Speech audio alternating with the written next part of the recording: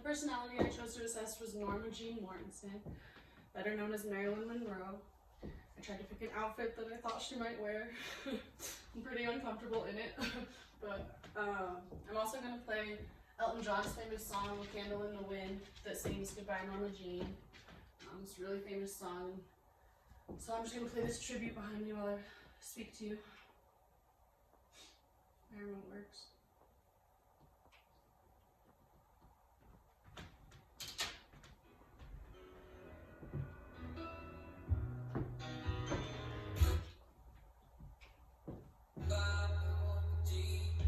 Start over real quick.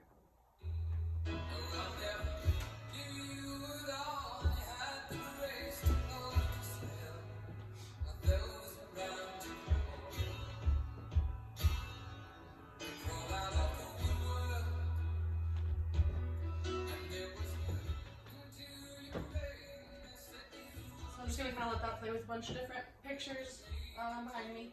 There's a lot of different ways to explain Marilyn Monroe's personality. Obviously, she became one of the biggest sex symbols during the 50s and 60s. Just because it was such a conservative area, some people might consider her rebellious a little bit, or maybe disobedient, or maybe she doesn't respect authority all that much. I just would call her a feminist. So a few approaches that I used to assess her, that's probably too loud, sorry. The first approach I took was a biological approach. One of the most important factors of Marilyn's life was that she was an orphan. So she resided in 10 different homes by the time she was 9. So she was just constantly bouncing around. Her mom was in and out of psychiatric care. She suffered from severe depression and bipolar disorder. And so I just kind of took this approach because even though Gladys didn't, her name's Gladys, Marilyn's mother's name is Gladys, even though Gladys didn't raise her, I think it's safe to assume that she passed down a lot of genetic propensities to Marilyn.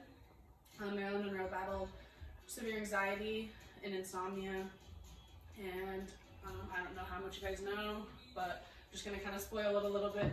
She ends up overdosing on sleeping pills, on prescription sleeping pills. So that just gives you insight already to kind of a darker aspect of Marilyn. But I took this biological approach and I found some parallels between her and her mother. Like, they were both married 3 times and they both put up with abusive men for way too long, I guess I would say. But one of the biggest things I wanted to touch on was one of the authors from a book that I read. He talked about the Lutheran background of Marilyn's mom, and he claimed that at times she followed her formal religious beliefs, and her reserved, ladylike manner took the forefront.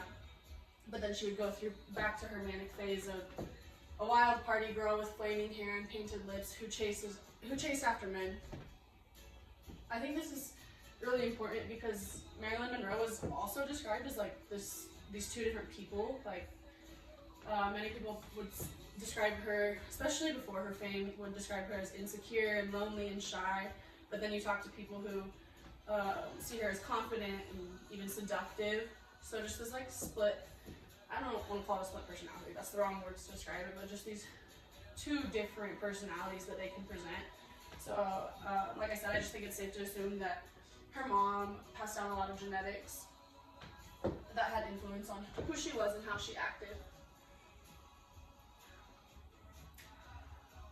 The next concepts that I applied to Marilyn were the 2 learning explanations, or 2 of the learning explanations, and it was hedonism and habituation. And hedonism is the idea that humans seek pleasure and avoid pain, and I think Marilyn represents that really well. Like I said, she was the biggest sex symbol of the 50s and 60s, so she valued sex a lot, and she sought to provide pleasure for even the rest of society. And I think her substance abuse was a good indicator that she was trying to avoid pain. So just this learning concept of seek pleasure, avoid pain. She was into sex, money. I mean, she was on Broadway, so she constantly craved this validation, and that brought her pleasure. And then for habituation, I talked about, so I'm just going to give you the definition. Habituation is the idea that there is a decrease in responsiveness with each repeated exposure to something. And I just used the abuse that Marilyn experienced throughout her life. Because in her first In her first marriage, she stuck up for herself a little differently. They ended up getting a divorce because her first husband, James Daugherty, didn't approve of her modeling career. And so, I don't know, I mean, I don't know if you would call it abuse, but I would just consider it as like, she fought back in a way, like for herself, for her independence, for her own career.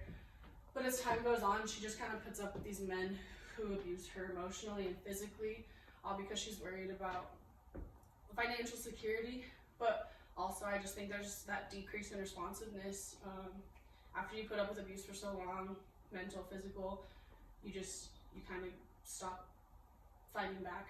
So I thought hedonism and habituation were both two concepts that directly applied to Marilyn. And then I also used the hierarchy of needs, which was really fun and interesting, and I used it to assess a lot of different things, but the one part of the pyramid that I want to talk about was when Marilyn became Marilyn Monroe, so when she underwent her transformation from Norma Jean Mortensen to Marilyn Monroe.